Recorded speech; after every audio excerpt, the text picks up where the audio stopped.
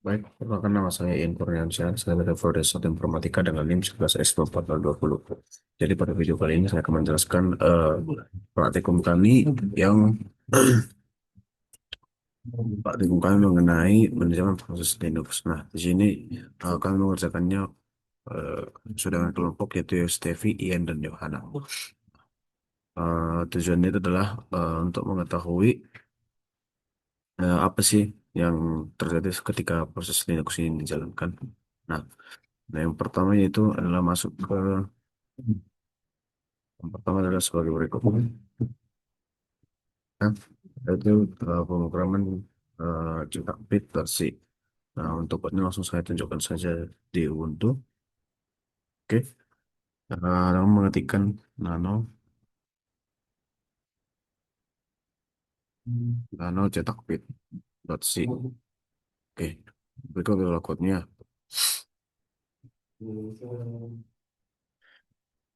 Berikut adalah code yang sudah saya berikan. Nah, jadi mengenai code ini, uh, unstd.h itu adalah header kursus sistem operasi POSIX lah, seperti Linux. Nah, kemudian file ini wajib ada karena kita menggunakan fungsi getPid dan getPPID. Nah, digunakan juga, kemudian std.h itu digunakan untuk fungsi input output standar. Nah, untuk integer main, nah, yang ini. Jadi, ini adalah titik awal entry point dari program .c. Semua semua logika yang dijalankan diletakkan dalam kurung perawal. Nah, kemudian ada printf the process ID persen %d per n. Nah, yang ini. Oke. Nah, getPit ini fungsinya untuk memanggil sistem untuk menanyakan apakah nomor ID unik dari program ini sendiri. Kemudian setiap aplikasi yang berjalan di Linux memiliki ID unik yang disebut bit. Dan kemudian integer. Nah, ini disebut typecasting, memastikan nilai yang dikembalikan oleh sistem itu dikonfirmasi menjadi angka bulat atau integer agar bisa dicetak dalam format persen %d. Kemudian adalah yang selanjutnya yang ini. Nah, yang ini. Nah, get PID, get PPID. Nah, huruf P tambahan di depan berarti parent. Nah, fungsi ini menanyakan ID dari proses yang menggunakan program ini. Contohnya, jika kamu menjalankan program ini lewat terminal, maka parent ID-nya adalah ID dari terminal tersebut. Kemudian ada returnal, itu memberitahukan bahwa sistem operasi program telah selesai berjalan sukses tanpa ada error. Lalu kita save, kita enter, terus kita keluarkan, terus kita compile, yaitu gcc minfo no eh cetak bit dot c oh cetak bit dot c. Nah, jika sudah, maka kita panggil itu menggunakan dot slash cetak bit. Nah, maka dia begitu. Nah, jika kita memanggilnya lagi, mungkin dia hasilnya akan berbeda. Nah, tidak akan berbeda. Oke, selanjutnya adalah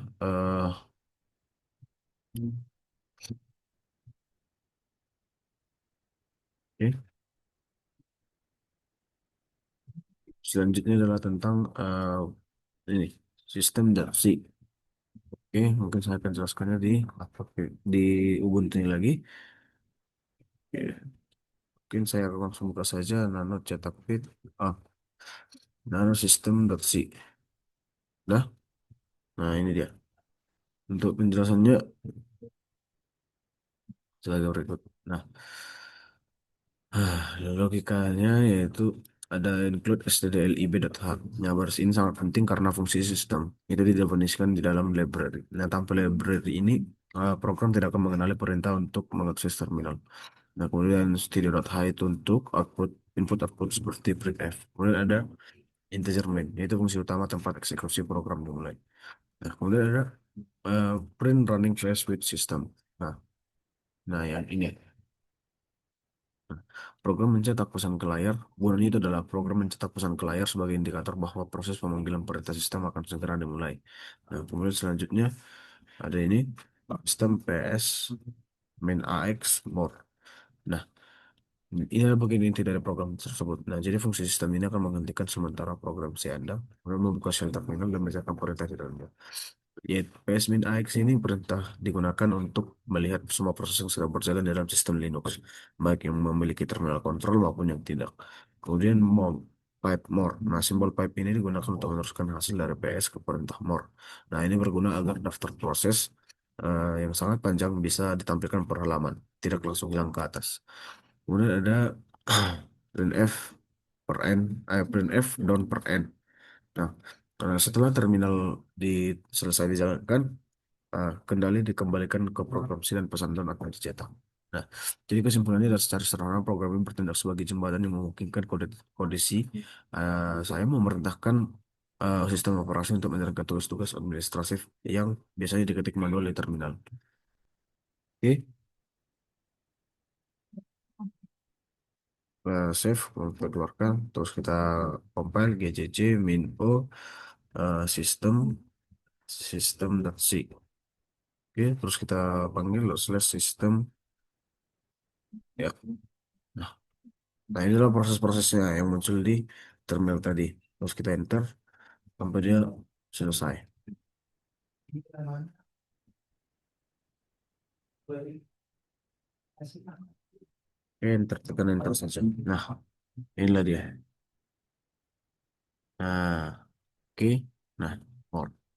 Itu harus kompor. Kemudian jika done karena sudah selesai. Oke. Nah, yang selanjutnya adalah eh,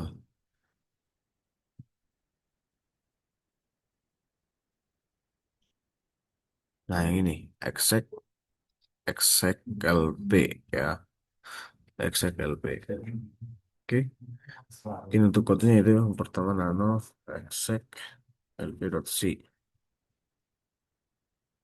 Nah, nah ini dia.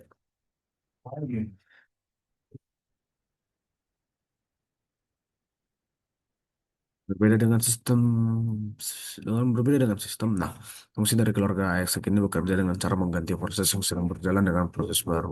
Nah, di sini unsteady.h. Nah, library ini wajib kita pakai karena fungsi execlp itu adalah bagian dari standar POSIX yang menangani kontrol proses di Linux atau Unix. Nah, baris kuncinya adalah yang ini. Baris kuncinya adalah ini. Nah, PS parameter satu. Nama-nama file yang ingin dieksekusi, kemudian fungsinya akan mencari lokasi perintah PS secara otomatis dalam folder system path.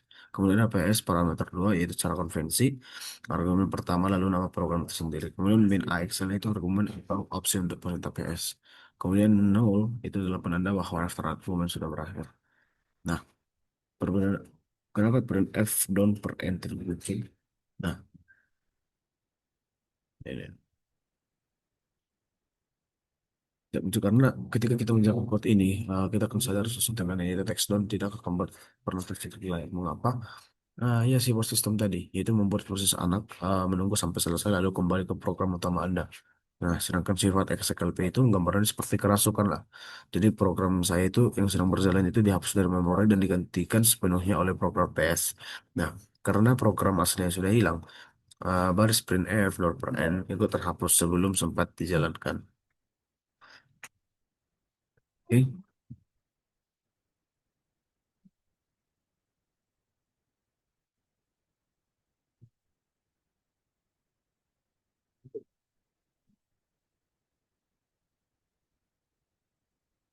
Selanjutnya adalah di sini, XLP. Sekarang kita masuk ke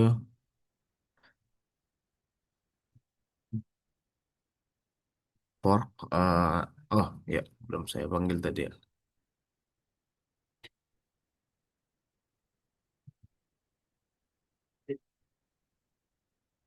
Oke.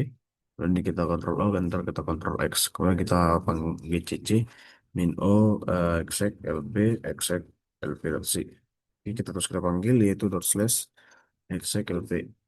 Nah, ini dia hasil. Kenapa dia downnya tidak muncul ya? Karena yang tadi yang saya ucapkan itu bahwa dia ikut kehapus sebelum code ini dijalankan. Oke, sekarang kita masuk ke no apa ya?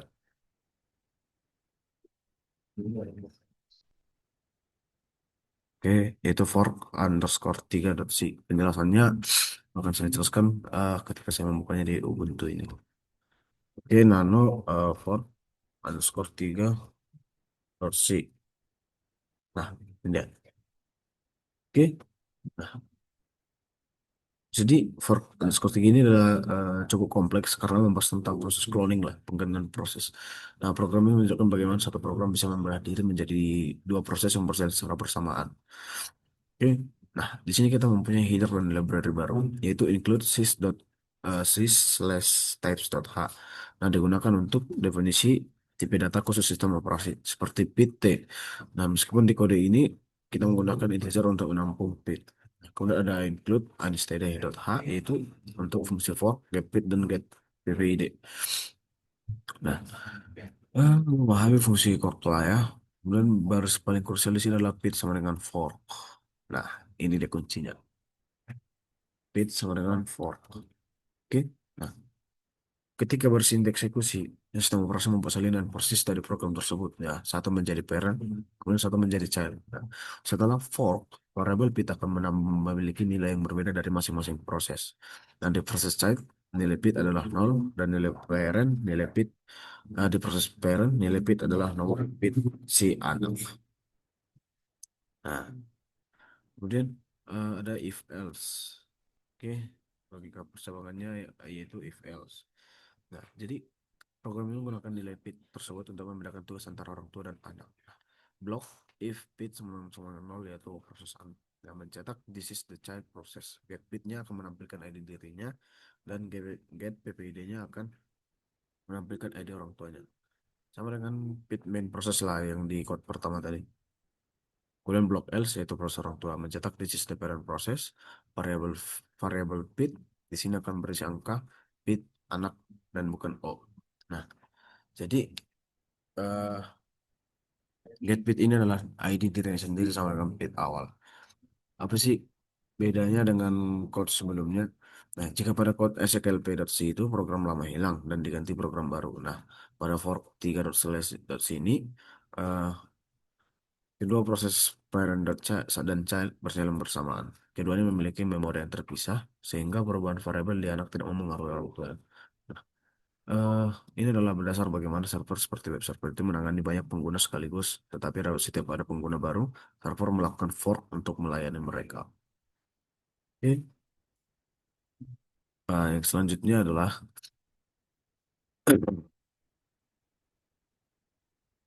yang selanjutnya adalah yang ini. Menjelaskan ini implementasi lagi tentang fork. Oh, fork. Oke, sebelumnya ini mari kita jalankan dulu. Ctrl P, enter, Ctrl X. Nah, kemudian kita ke CC min onan. Eh, port underscore tiga, port underscore tiga Rossi. Ya, terus kita ini kita panggil ya dot slash fork underscore tiga. Nah, ini dia hasilnya. Sekarang kita masuk ke eh, penggunaan fork yang baru. Nah, ini dia. Oke. Oke, di sini kita menggunakan library yang baru yaitu si slash wait.h digunakan agar proses parent bisa menggunakan fungsi wait. Nah, kalau stdlib.h itu ya gunakan untuk fungsi exit lah untuk mengakhiri proses dengan kode kasus tertentu. Nah, di sini kita ada penggunaan tugas dengan switch.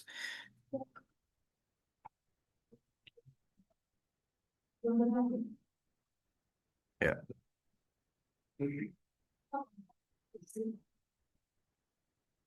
Oke. Nah, program menggunakan switch untuk menangani tiga skenario setelah fork. Yang case min satu yaitu gagal melakukan fork atau error. Nah, case 0 itu anak, itu mendapatkan pesan this is the child. Kemudian akan mengulang pesan sebanyak 5 kali, yang dimana terlihat dari uh, n sama dengan 5. Nah, kemudian akan keluar dengan kode 137, yaitu yang ini. Oke. Nah, kemudian ada default atau orang tua. Nah, yang ini. Di mana dia akan mendapatkan pesan di sistem parent, kemudian dia akan hanya mengulang pesan sebanyak 3 kali, itu n sama dengan 3, kemudian akan keluar dengan kode status 0. Dan ada di sini, oke, mulai ada di sini apa lah, kedua proses akan masuk ke dalam loop for. Nah, yang ini, oke. Jadi di dalamnya ada fungsi sleep satu yang artinya setiap proses akan mencetak pesan lalu tidur selama 1 detik sebelum mencetak lagi.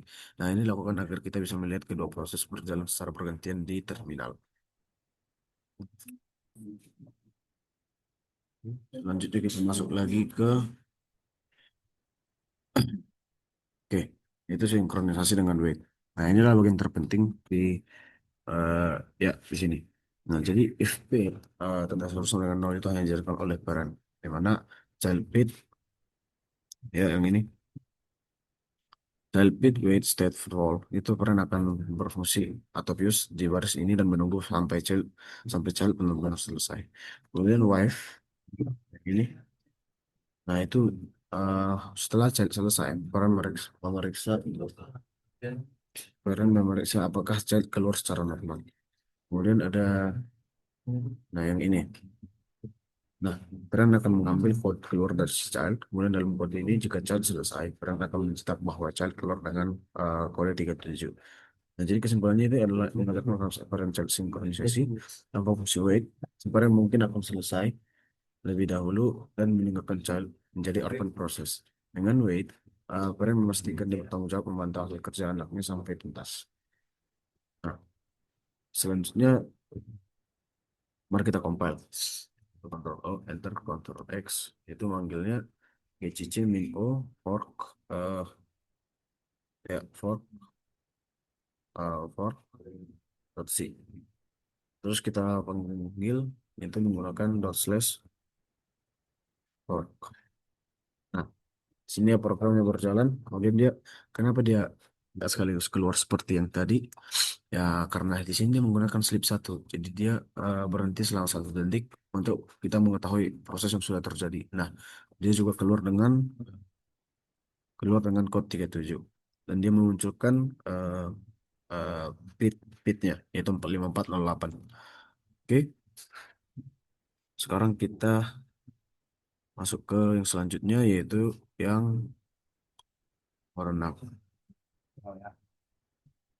Oke, yang nomor 6.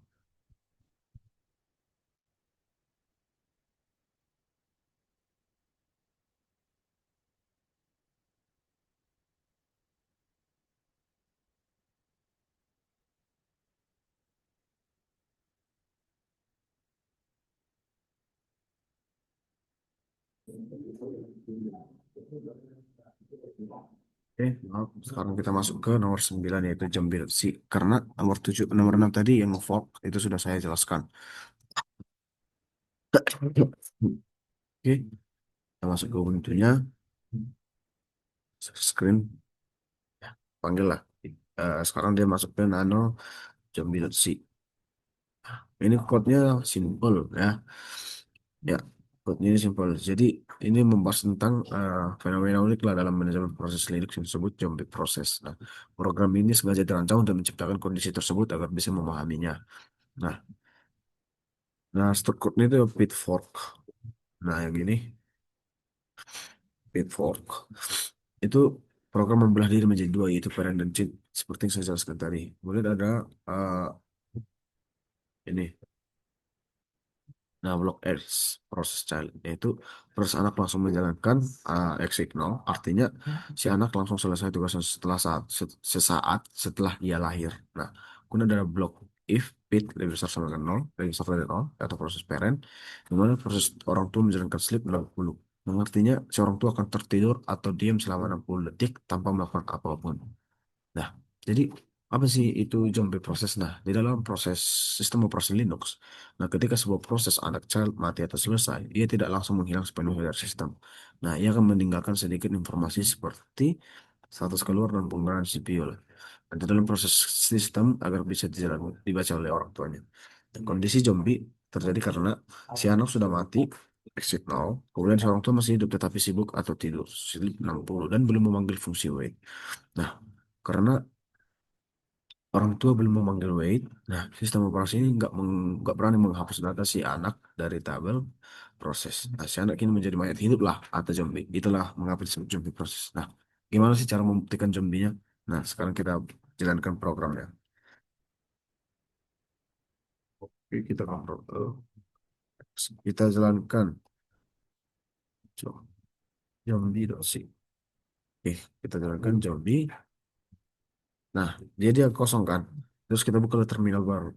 Nah, di terminal baru ini kita jalankan lagi sesuai yang di modul. Nah, di modul dia kita jalankan yaitu ps min all. Oke, jadi buat dia ps min all. Nah, ini dia. Nah, inilah dia cara pembuktiannya. Nih, oke. Ya. Sekarang kita masuk ke yang selanjutnya.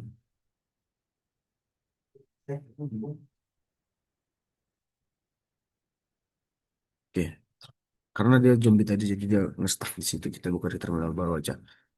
Oke, selanjutnya apa sih?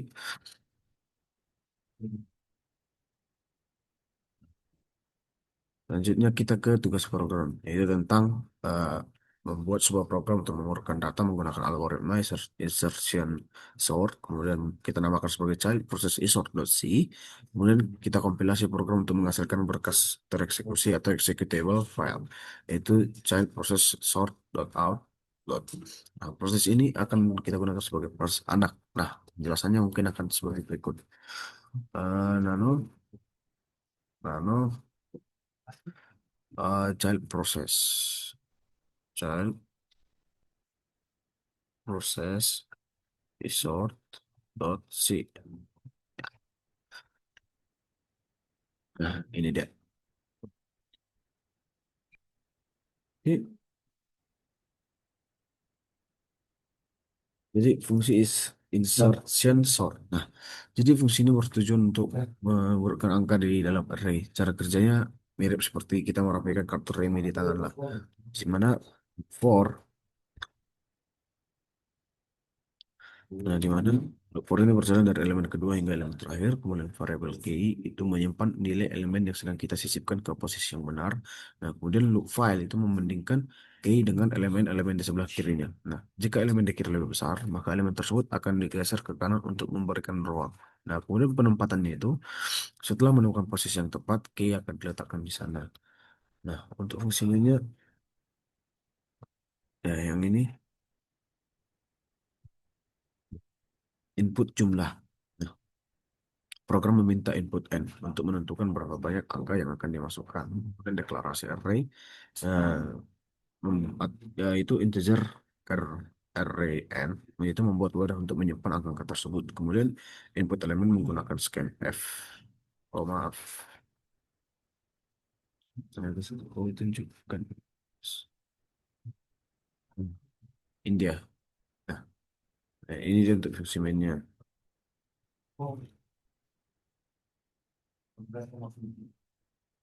Nah, Nah, input jumlah itu program meminta input n untuk menentukan berapa banyak angka yang akan dimasukkan. Kemudian declare array itu membuat wadah untuk menyimpan angka-angka tersebut.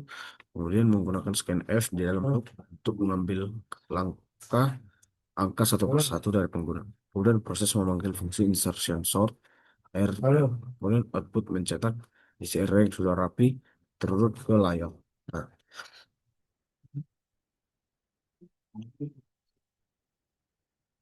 oke, itu adalah panggilannya. Sekarang kita Ctrl O, Enter Ctrl X. Oh, Ctrl O, Enter Ctrl X. Kita GCC min O. Dan namanya tadi katanya child process sort out. Itu child process sort dot out. Kita lanjut nih. Oke. Nah, child process. Ya,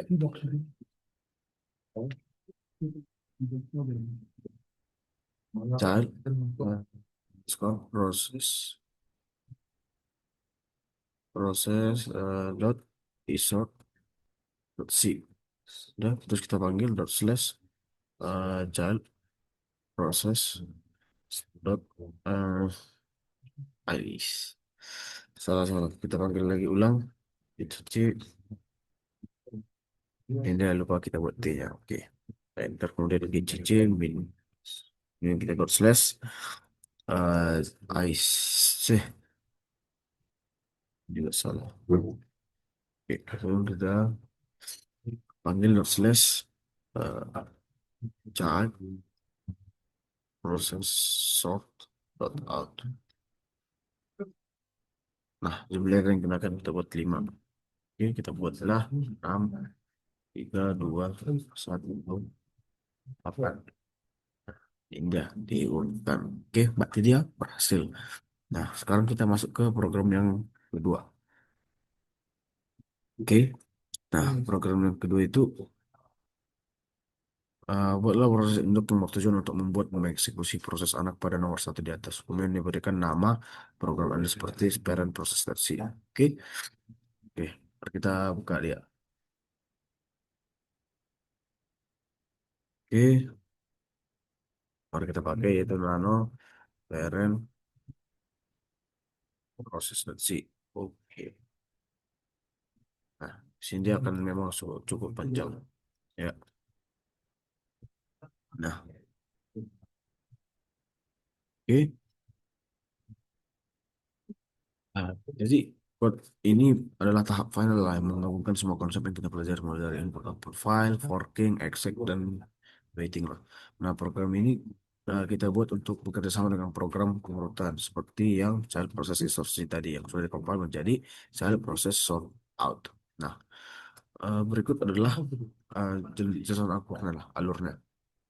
Pertama itu persiapan data input file, yaitu menerima input. Nah, jadi ini ya. Jadi program meminta pengguna memasukkan jumlah elemen n dan angka yang dimasukkan ke dalam RPR. Nah, menulis kemudian program membuka file input.txt dengan write, kemudian isi array ditulis ke dalam file tersebut agar bisa dibaca oleh proses lain nantinya. Setelah selesai, file ditutup dengan fclose fb. Nah, di sini terdapat eh ini. Setelah file siap, program misalkan pit pit sebenarnya for. Nah, di sini terjadilah perjalanan tugas. Pertama itu proses anak child proses, yaitu if pit sama dengan 0, execl dot child dot slash child process sort out child process sort out 0.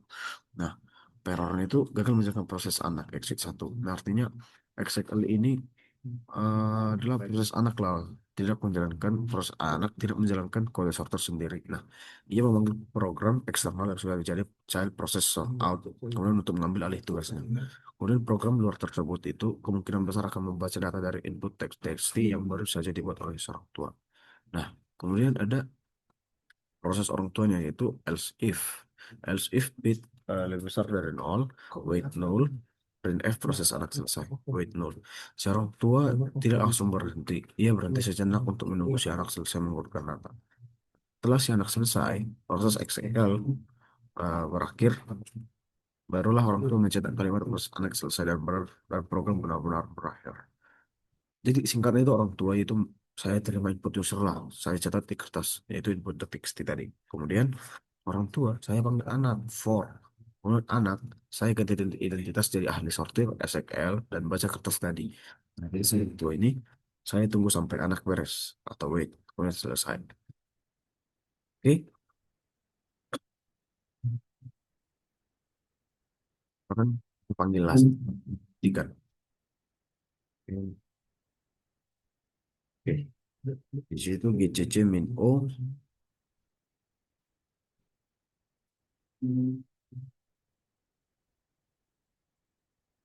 Oke.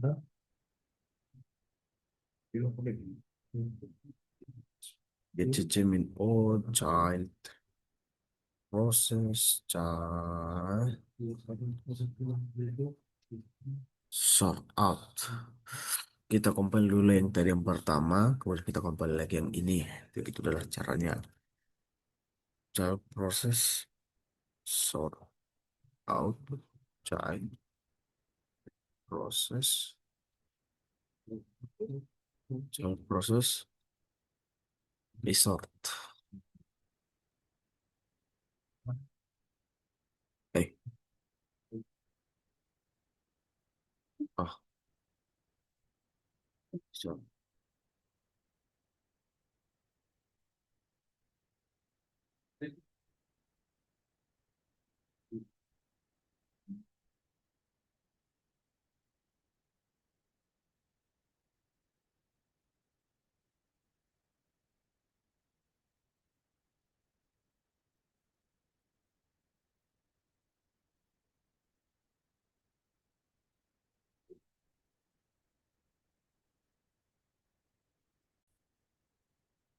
oke. Kita compile yang pertama tadi yang yang child proses, ya itu ini. Lalu kita enter, lalu kita panggil lagi yang sekarang di ccminfo uh, parent proses dari parent proses c, kemudian kita enter, kemudian kita panggil. CCTV itu konektor orang, makanya nggak usah dibuka terus kata Pak Teddy. Kemudian saya panggil menggunakan dot slash parent process, yaitu dot slash parent process. Kemudian kita enter. Nah, masukkan jumlah elemennya, kita masukkan 5. Nah, jumlah elemen-elemennya itu adalah 4, 6, 2, 9, 3. Nah, array yang digunakan 6. Oh, misalnya 5 lah. Oke, itu 3, 6, 9, 8, 4. Oke, nah ini dia. 3, 4, 6, 8, 9. Oke, jadi mari kita, apa sih kesimpulan dari semua dari yang saya jelaskan tadi? Nah, awalnya kita mempelajari cara sistem mengenal sebuah proses melalui proses ID atau bit dan parent proses ID, yaitu PPID. Nah, setelah aplikasi yang berjalan memiliki identitas unik dan selalu memiliki orang tuanya yang memanggilnya, itu fungsi utamanya situ adalah get bit dan get PPID. Nah, kemudian ada eksekusi perintah eksternal, yaitu ada dua cara untuk menjalankan program atau perintah lain dari dalam kode C, yaitu sistem seperti PS, namun kurang efisien. Kemudian ada exec seperti SFLP, cara yang lebih keras di mana program lama akan dihapus dan digantikan sepenuhnya oleh program baru di dalam memori.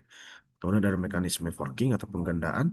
Nah, jadi kemampuan proses membelah diri menjadi dua. Itu anak child. Nah, anak mendapatkan nilai rotor, kemudian parent mendapatkan nilai rotor berupa PID si anak. Kemudian kedua proses ini berjalan secara bersamaan konkurensi setelah pembelahan terjadi. Nah, kemudian ada sinkronisasi dan status proses. Yaitu Anda juga mempelajari, yaitu wait digunakan oleh parent untuk menunggu child selesai agar bisa mendapatkan laporan status keluar. Kemudian ada jump proses yang terjadi jika child sudah mati tetapi parent tidak memperdulikannya, tidak memanggil wait, sehingga jasad child tetap tersangkut di dalam tabel sistem. Kemudian di tahap akhir kita menggabungkan semua konsep tersebut loh, menjadi skenario dunia nyata di mana program parentsi bertindak sebagai koordinator, kemudian parent mengambil input dari data pengguna, kemudian menyimpannya ke dalam file input.txt, lalu kemudian melakukan fork dan menyuruh child menjalankan program pengurutan resource melalui Excel. Kemudian menunjukkan bagaimana empat proses bisa bekerja sesama dan sama untuk menyelesaikan tugas yang kompleks. Kesimpulan kita adalah rangkaian kode itu mengajarkan bahwa di Linux ini sebuah tugas besar seringkali dipecah menjadi proses-proses yang kecil yang saling berkomunikasi. Nah, kunci utama manajemen proses yang baik adalah memastikan setiap child yang lahir via fork terpantau oleh parent melalui via wait. Kemudian agar sumber daya sistem tetap bersih dan efisien. Oke, mungkin itu aja yang bisa saya jelaskan terkait praktikum kali ini. Saya Ian Kurniawan Sihaan. Jika ada kesalahan kata, saya mohon maaf dan saya pamit undur diri. Sekian dari saya. Terima kasih.